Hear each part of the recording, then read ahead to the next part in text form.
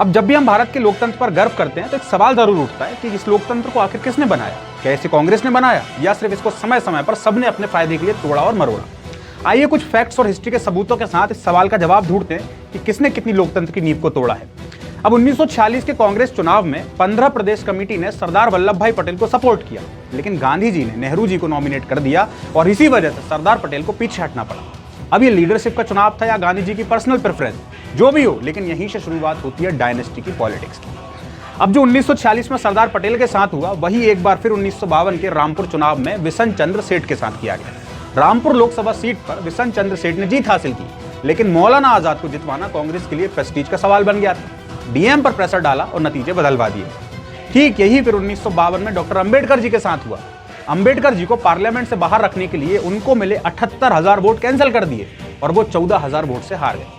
नेहरू जी ने खुद communist party के नेता दांगे के साथ मिलकर अंबेडकर जी के खिलाफ प्रचार किया। जहां कांग्रेस का कहना है कि लोकतंत्र का मतलब सबको इक्वल चांस देना होता है, यहां तो एक सोशल रेवोल्यूशन को ही दबा दिया गया। दबाया तो इस देश में काफी लोगों को है, फिर चाहे इलाहाबाद हाईकोर्ट का फैसला ही ले लीजिए।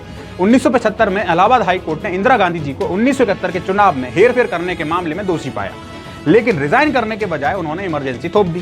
फंडामेंटल राइट सस्पेंड कर दिए गए, ऑपोजिशन लीडर्स को जेल भेज दिया गया और प्रेस पर सेंसरशिप लगा दी गई। ये था भारत का पहला और सबसे बड़ा डेमोक्रेटिक ब्रेकडाउन। अब 1987 के कश्मीर चुनाव की बात कर लीजिए, जहां ऑपोजिशन के कैंडिडेट को जेल भेज दिया गया, वोट्स को मैनिपुलेट किया गया और नतीजा देश के युवाओं का लोकतंत्र से भरोसा उठ गया और कश्मीर में शुरू हुई इंसर्जेंसी।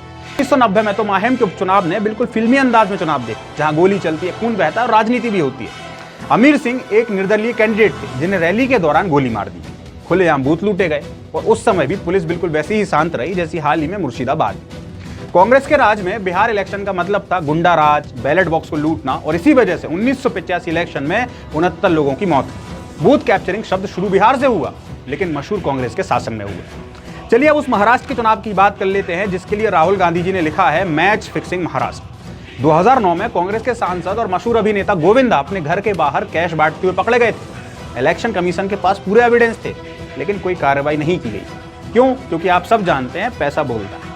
आज जब कांग्रेस चुनाव आयोग पर सवाल उठाती है तो उनको सोचना चाहिए कि उनके समय में चुनाव आयोग कितना मुक्त था। कई इलेक्शन कमिश्नर जैसे नवीन चावला, एमएस गिल गांधी परिवार से जुड़े हुए थे और न्यूट्रलिटी की बजाय लॉयल्टी दिखाई। एमएस गिल को कांग्रेस से राज्यसभा भेजा गया और टीएन शेषन भी 1999 में कांग्रेस के टिकट से लोकसभा का चुनाव लड़ते हैं। क्यों?